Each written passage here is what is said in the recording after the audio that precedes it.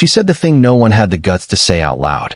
For years, Nicole Kidman carried a silence that looked like grace, like poise, like that polished Hollywood elegance buffed so hard it barely looked like pain anymore. And then Megyn Kelly, sharp-edged, unfiltered, zero chill, stepped forward and split that silence wide open. Keith was using her, she said. Not as gossip, not as drama, as an autopsy. But to get why those 5 words blew up across Hollywood like a controlled blast, you've got to rewind. Back into the quiet before the storm. Back into Nicole's cathedral of restraint. Her life was always split in two. The spotlight that adored her, and the shadows that shaped her. One world clapped for the Oscars, the glossy covers, the flawless red carpets. The other whispered about the bruises fame never photographs. Abandonment, betrayal, silence, loneliness curling through the halls of multi-million-dollar homes. Nicole knew how to hide heartbreak the way veterans hide scars, like it's just part of the armor. And Hollywood, obsessed with perfection, let her. Then Keith Urban walked in. Smooth smile, southern charm, that halo of musical genius. A man who looked like salvation but had darkness stitched deep into the seams. Nicole opened her life to him the way she once opened scripts, fully, fearlessly, believing the story would save her. But love isn't a script. It doesn't rewrite itself to protect the main character. While the world hyped up the golden couple, Megyn Kelly was clocking something else. She saw the imbalance, the hunger, the way Keith's fame swelled every time Nicole stepped into a room, the way she boosted his career, prestige, brand, while quietly shrinking herself just to keep the peace. It wasn't financial exploitation. It was emotional leverage. A man rising higher because the woman beside him refused to let him fall. And that, Megyn said, is the part Hollywood never wants to talk about. Nicole's silence wasn't weakness. It was survival. Behind the curated smiles and polished interviews stood a woman still haunted by the wreckage of her marriage to Tom Cruise, still carrying invisible fractures from being discarded like yesterday's headline.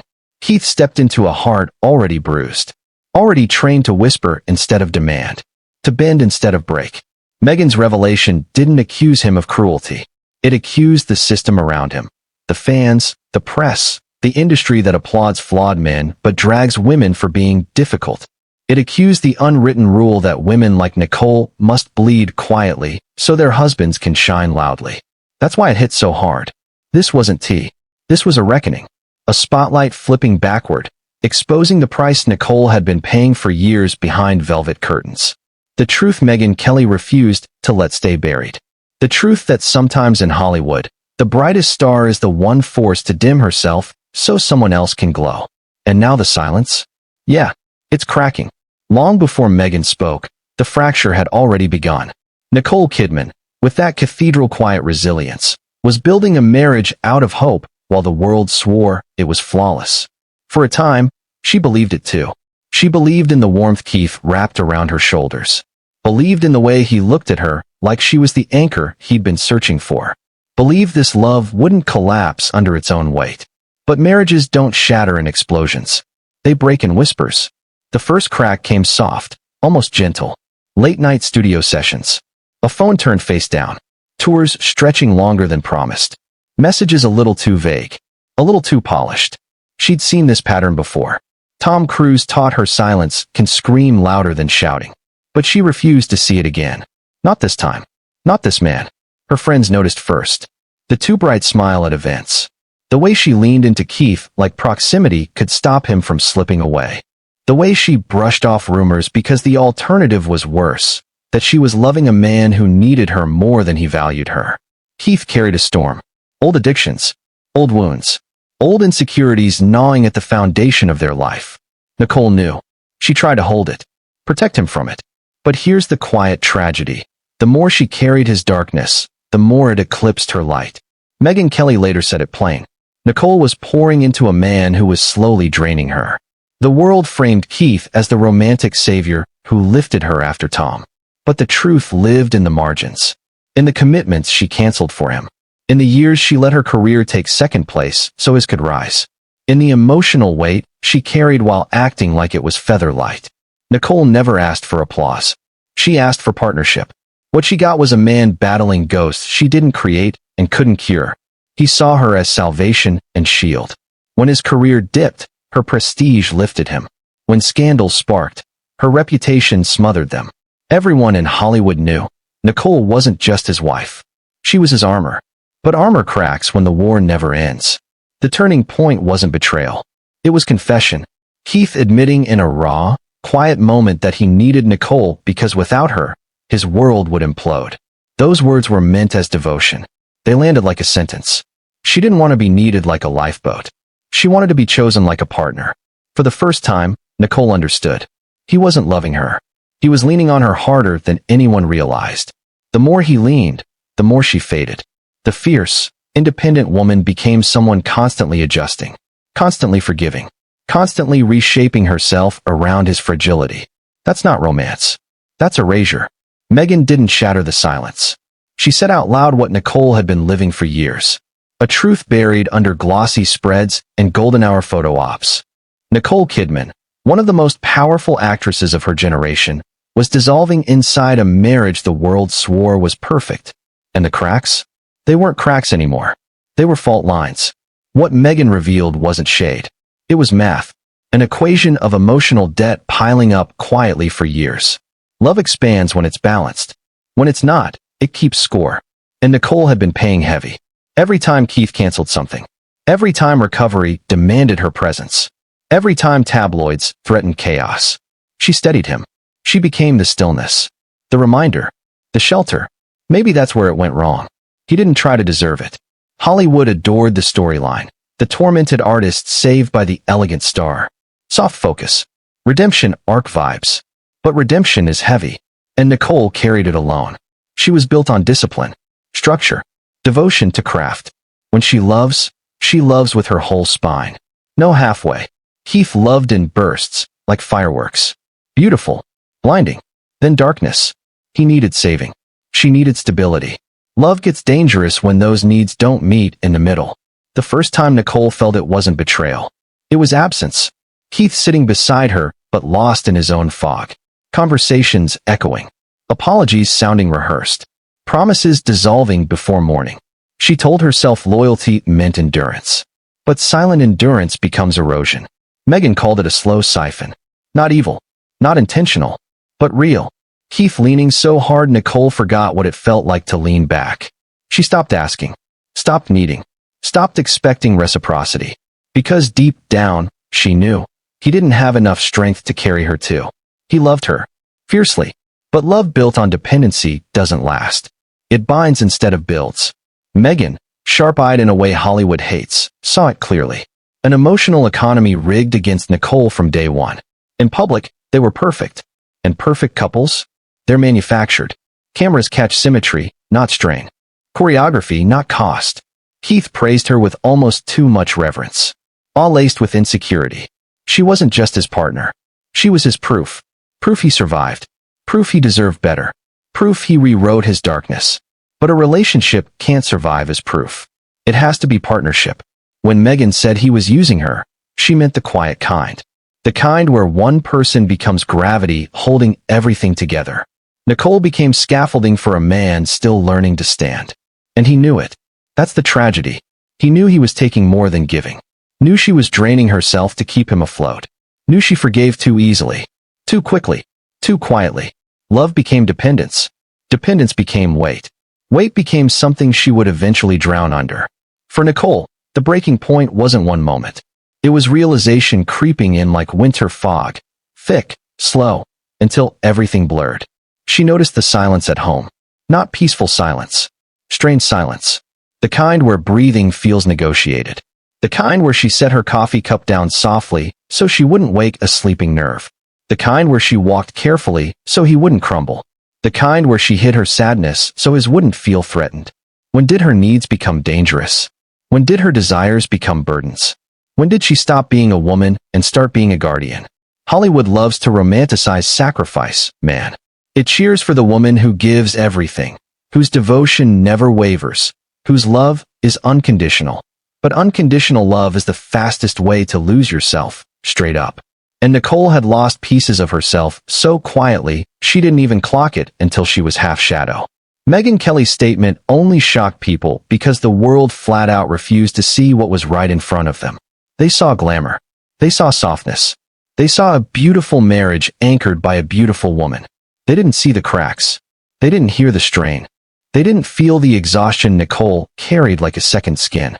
It was her children who noticed first. Kids always do. They saw the way she lingered in the kitchen after Keith left the room, her breath catching like she was holding back tears. They saw the way she dodged questions about happiness. They saw the way she stared at family photos with a sadness way too grown for their world. And they asked those impossible, quiet questions children ask when they know something's off but don't have the words for pain. Nicole realized then that she had been teaching her children a dangerous lesson, that love meant disappearing. And that was the moment, soft, silent, uncinematic, when she knew something had to end. Because she could survive her own heartbreak. She just couldn't pass it on. Megyn Kelly would later describe Nicole as a woman who carried the weight of two people until she remembered she only has one spine. Brutal. Blunt. True. Nicole Kidman didn't leave Keith Urban because she stopped loving him. She left because she finally remembered how to love herself. A marriage built on imbalance will always collapse. It doesn't matter how elegant the foundation looks from the outside. It doesn't matter how flawless the couple seems when the cameras flash. What matters is gravity. And Nicole had spent too many years holding everything together solo. This wasn't the destruction of a marriage. It was the rebirth of a woman. The truth is, endings rarely come with explosions. Most of the time, they slip quietly into the room, sit beside you, and wait for you to notice. For Nicole Kidman, the end of her marriage to Keith Urban started that way. An arrival so quiet it almost felt polite. But silence, when it gets heavy enough, becomes a verdict. It began with distance. Not the physical kind, but the emotional kind that moves like fog through a house. A hesitation in Keith's voice. A softness in Nicole's smile that never reached her eyes. Longer pauses between conversations. The subtle choreography of two people who once moved in the same rhythm and now kept tripping over each other's shadows. Nicole had mastered the art of looking unbreakable. She walked through airports with her chin high, through red carpets with the same luminous calm that once made directors call her a cathedral in motion. But anyone who's lived through heartbreak knows the signs. The stiffness in her posture. The tiny tremble when she adjusted the ring on her finger. The way she looked at Keith, not with anger, but with a mournful kind of gratitude, like she was thanking him for a story ending sooner than she hoped. Keith felt it too.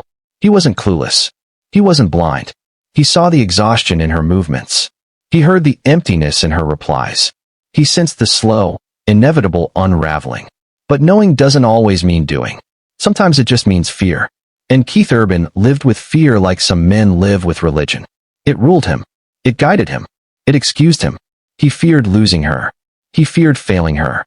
He feared becoming the man the tabloids whispered about. And that fear dragged him into a spiral he tried hard to hide. Withdrawals. Hesitations. Self-blame beating inside his chest like a second heartbeat. Nicole carried fear too, but hers was quieter, deeper, older, the fear of repeating herself. After Tom Cruise, she swore she would never lose herself in a marriage again. Never shrink. Never dissolve.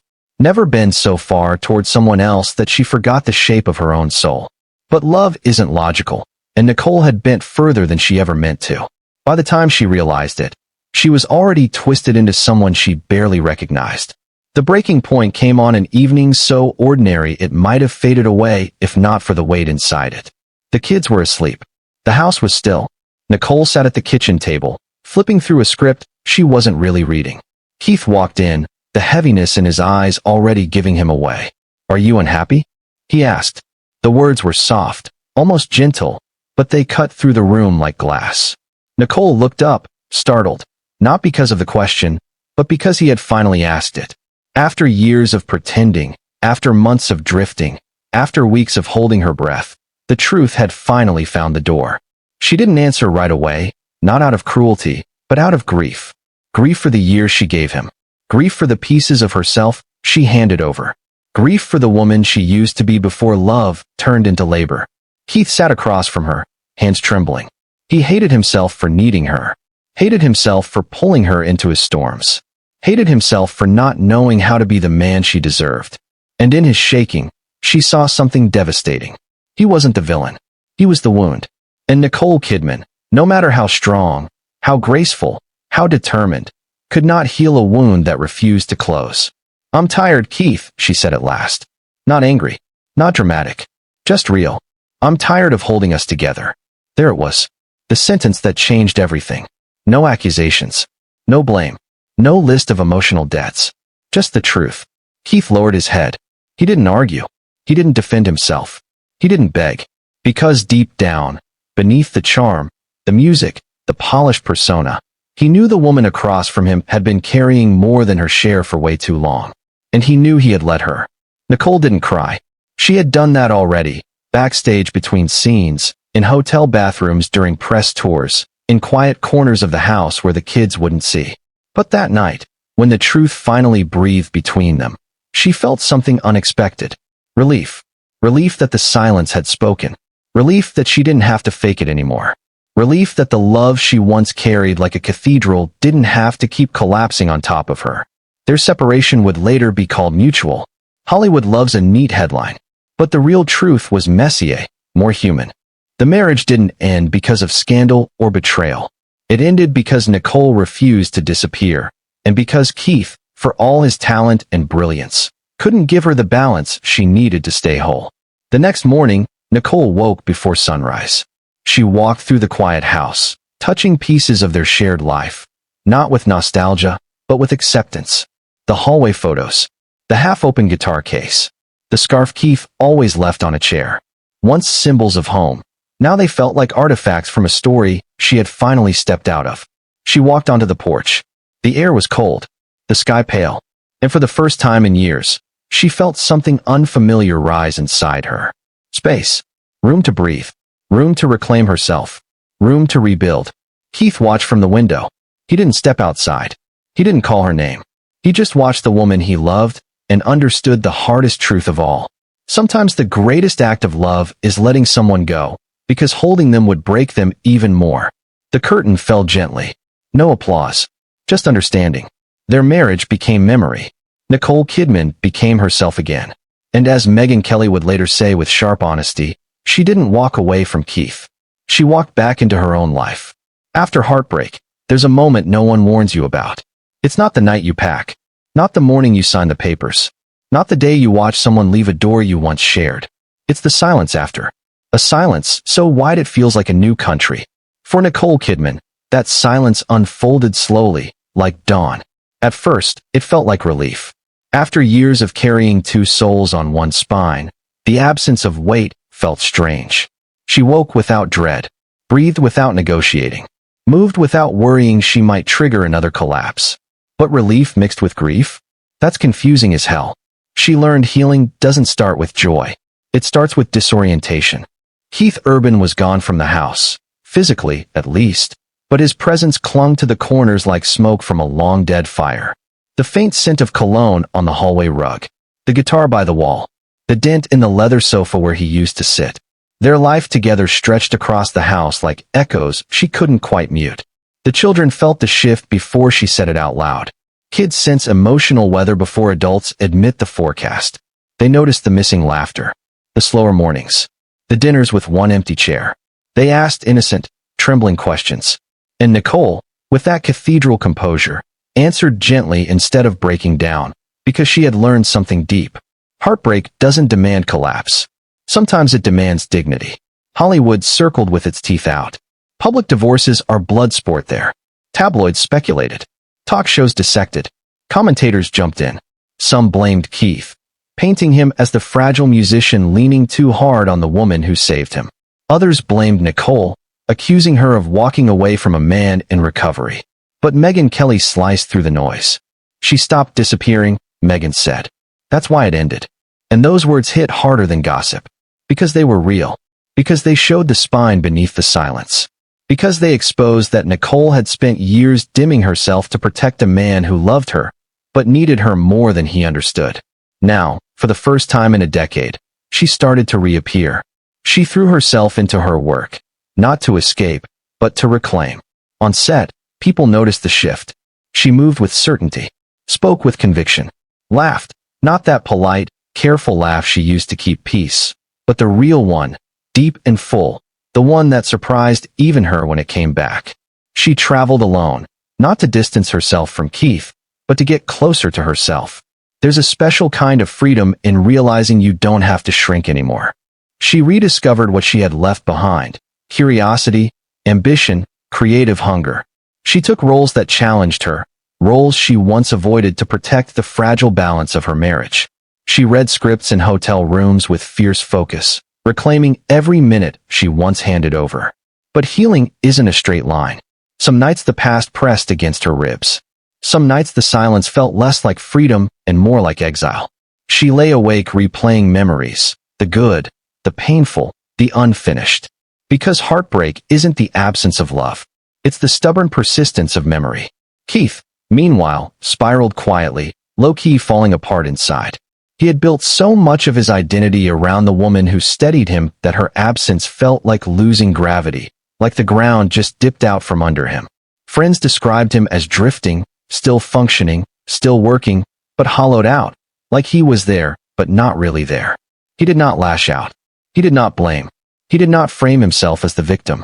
He understood, with heartbreaking clarity, that Nicole's departure was the inevitable result of a foundation he never learned how to reinforce. And in that understanding, he did something unexpected. He sought help, not to win her back, not to spin the block, but to become a man who no longer required saving. Nicole didn't know this at the time. She only sensed, from the respectful silence that followed their separation, that Keith was not turning their story into a battlefield. That, more than anything, allowed her to heal. One afternoon, months after the divorce, Nicole found herself sitting on the balcony of a hotel in Paris. The sky was pale. The city hummed softly beneath her. She wrapped her hands around a cup of tea and realized something startling. She was no longer waiting for the old version of herself to return. She was becoming someone new, someone sharper, someone freer, someone who had finally stopped apologizing for her own radiance. Period. The world had spent years calling Nicole Kidman ethereal, delicate, fragile, porcelain. But Megyn Kelly, in her blunt way, saw something different. "She's steel wrapped in silk," Megyn said. She just forgot that for a while. Nicole remembered now. She remembered the girl who left Australia at 17 with nothing but ambition and a wild dream. She remembered the woman who survived the implosion of her marriage to Tom Cruise. She remembered the actress who reshaped Hollywood's understanding of depth, vulnerability, and force. She remembered the spine that had held her upright through storms her fans would never know. And with every memory, she rebuilt herself, brick by brick. The industry responded in its predictable, predatory way. Offers poured in, projects eager to capitalize on her resurgence.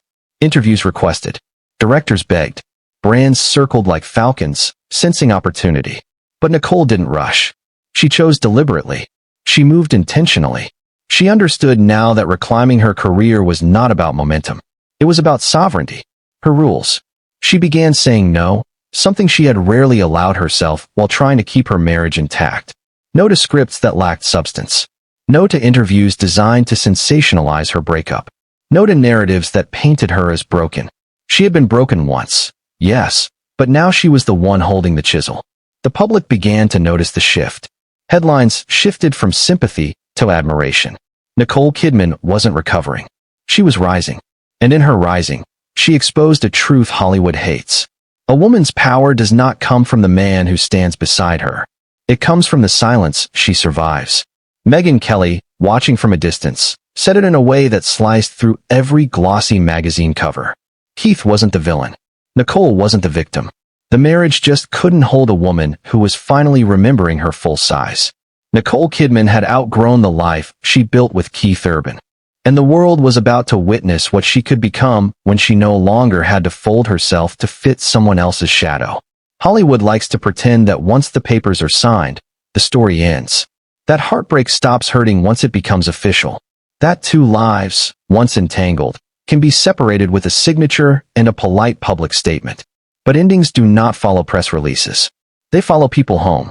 And for Nicole Kidman, the most difficult chapter of her marriage to Keith Urban didn't occur while she was trying to save it. It occurred when she no longer had to. The separation had given her silence. But silence has two sides. One side feels like oxygen. The other feels like echo. Nicole faced both. In the weeks after Keith left the house, She found herself moving through her routines with an almost ceremonial precision. Wake up, drink tea, read scripts, walk through the garden, smile politely at the staff. She had learned to live gracefully through pain long ago. It was a performance she knew by heart. But beneath the choreography was an unexpected tremor, a strange, disorienting grief that didn't feel like sadness, but like dislocation. She had not lost a man. She had lost the role she played for him. For years she had been the anchor, the steadying force, the quiet healer.